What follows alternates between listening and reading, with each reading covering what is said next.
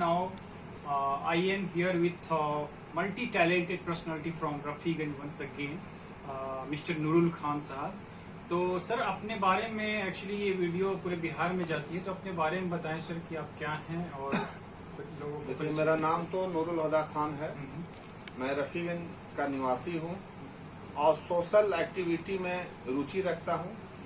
पेशे से अधिवक्ता हूँ, लेकिन अधिवक्ता जब से मैंने इस लाइन में हूँ, आज तक गरीब गुरबा से कभी पैसा भी नहीं लिया, इसलिए कि मेरा मूल पेशा जो है सो वो ठेकेदारी का है।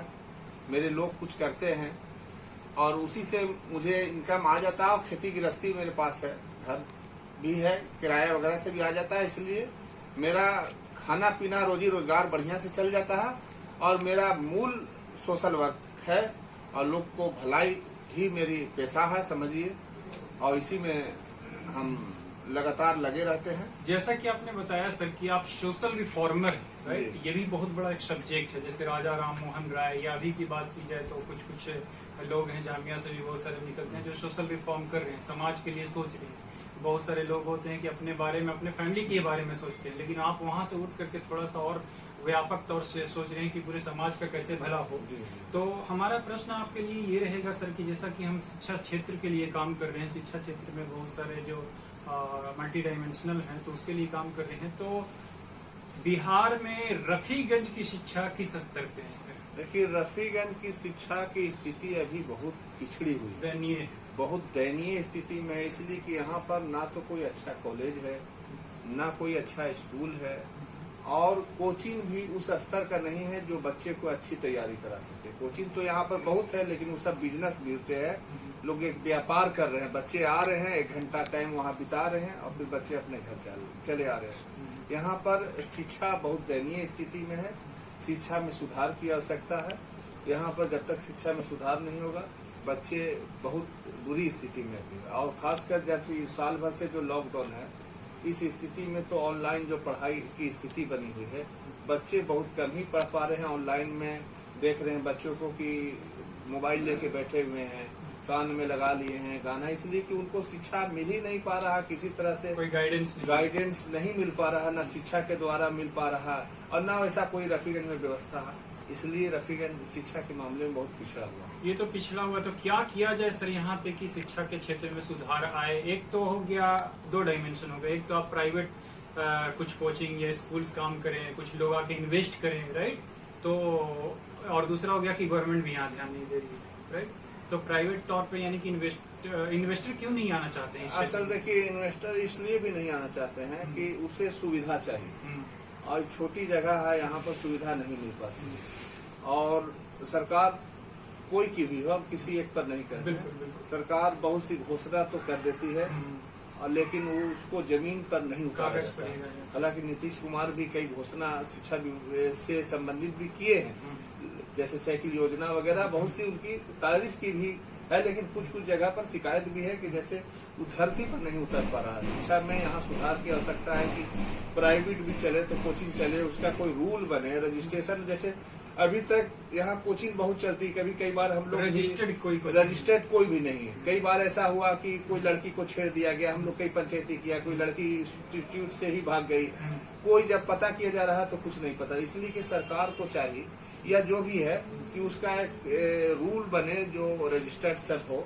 सरकार की नजर में हो और उसका परफॉर्मेंस हमेशा चेक किया जाना चाहिए कि कौन कोचिंग जो प्राइवेट भी चला रहे हैं वो किस स्थिति में है और उनका परफॉर्मेंस कितना अच्छा है। साल में अगर बच्चे उनके यहाँ गए तो कितने परसेंटेज, जैसे और नीट उट की जो तैयारी कराता है गोल वगैरह, तो कैसे साल में अपना परफॉर्मेंस दिखाता है कि इतना बच्चे हमारे यहाँ से क्वालिफाइड किए, ये किए। तो वैसा कुछ बनाना पड़ेगा, वैसे बनाने की आवश्यकता है कि रूल कुछ ऐसा बने जो प्राइवेट भी है तो उसको परफॉर्मेंस देना ही होगा।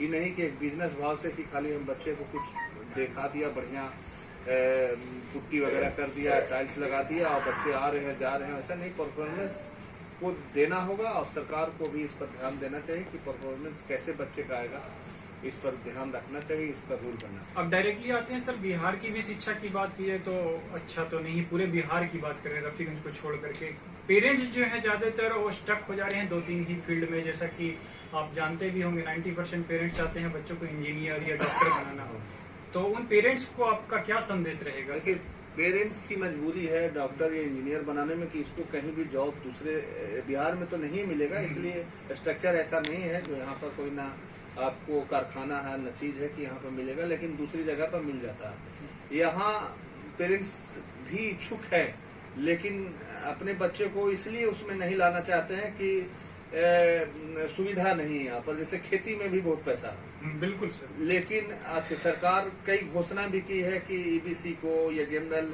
में महिला को सब्सिडी भी दे रही है कि हम 10 लाख रुपया देंगे, 5 लाख रुपया छोड़ देंगे, लेकिन वही तो कह रहे हैं कि जब उद्योग विभाग में हम लोगों को भेज रहे हैं तो वहाँ कह रहा है कुछ नहीं है सर। तो सरकार को भी चाहिए कि अगर उद्योग विभाग या इस तरह का जो प्रलोभन दे रहे हैं, ठीक है कि आधा सब्सिडी माफ हो जाएगा, तो बहुत सा अभी जैसे देहात में यानी गांव में लगाया जा सकता है, मुर्गी फार्म है, बकरी फार्म है, खेती में भी हम लोग सिर्फ धान, यहाँ हम लोग बिहार में खास के रफीगंज में धान और गेहूँ बहुत हुआ तो अंटा भंटा थोड़ा बहुत होता है, जबकि कई तरह की और खेती हो सकती है। बिल्कुल, अम्बा में एक होता भी है खेती हो सकती है। तो यहाँ 2-3 समस्या है। एक तो समस्या है कि हर गांव में रास्ता की कमी है, दूसरा कमी है कि बिजली का अभी गर्मी में अभी आप घूमे होंगे तो देखा होगा कि बिजली की बहुत समस्या है। जब शहर ही में बिजली नहीं तो देहात में क्या कहें। मेन टाइम पर जब गर्मी होता है या जब सिंचाई का समय होता है उस समय बिजली नहीं रहती है। बिजली यहाँ कब मिलेगी? जाड़े में 24 घंटा बिजली रहेगी, जब दिसंबर वगैरह में जब बिजली की कोई आवश्यकता नहीं है। तो यहाँ अगर बिजली, रास्ता, आने जाने का ट्रांसपोर्टिंग सुविधा बहुत आसान हो जाए तो लोग गाँव में ही घर पर रह के भी बिजनेस कर सकते हैं। बच्चों को भी शिक्षा दिला के वापस गांव में बुला के बिजनेस कर सकते हैं। असल ये सब सुविधा नहीं होने की वजह से लोग देखता है कि किस लाइन में जल्दी काम मिल जाएगा, इसीलिए लोग इंजीनियरिंग या डॉक्टरी को पसंद करते हैं। शुक्रिया सर। और जैसा कि आपने बताया, पेरेंट्स हमारे सुनेंगे और काफ़ी अप्रिशिएट करेंगे आपकी इन बातों को। और जैसा कि मुझे जहाँ तक कंक्लूजन ये मिला कि रफीगंज में अभी वैसी कोई व्यवस्था नहीं है, जिसे बनाने की ज़रूरत है, बहुत सारे इन्वेस्टर्स को लाने की ज़रूरत है, सरकार को भी कुछ काम करने की ज़रूरत है। आपका मैं तहे दिल से शुक्रिया अदा करना चाहूँगा कि आपने। सबसे बड़ी बात है डेवलप तो होता है, जैसे सब डिवीजन यहाँ बहुत पुरानी मांग थी। सब डिवीजन होते हैं तो जाहिर सी बात है रजिस्ट्री वगैरह ऑफिस एफडीओ कोर्ट वगैरह आता, लोग बढ़ते तो क्षेत्र बढ़ता है। तो हमारे ये प्रखंड बहुत पुराना है और उसके बाद सब डिवीजन आज तक नहीं बना, कई मांग बहुत पुरानी मांग है। तो ये मांग अगर बढ़ती तो सुविधा और बढ़ती, तो नहीं होने से भी हम लोग बहुत पिछड़े हुए हैं। सब डिवीजन होता तो कॉलेज वगैरह और होता, एक ही कॉलेज है यहाँ, जो भी बहुत बुरी स्थिति में। आप कॉलेज जाके देखिएगा तो उसका आपको कोई बिल्डिंग नहीं है, बच्चे बस गए, हाजिरी बनाए चले गए। तो शिक्षा लाइन में बहुत सुधार की जरूरत है।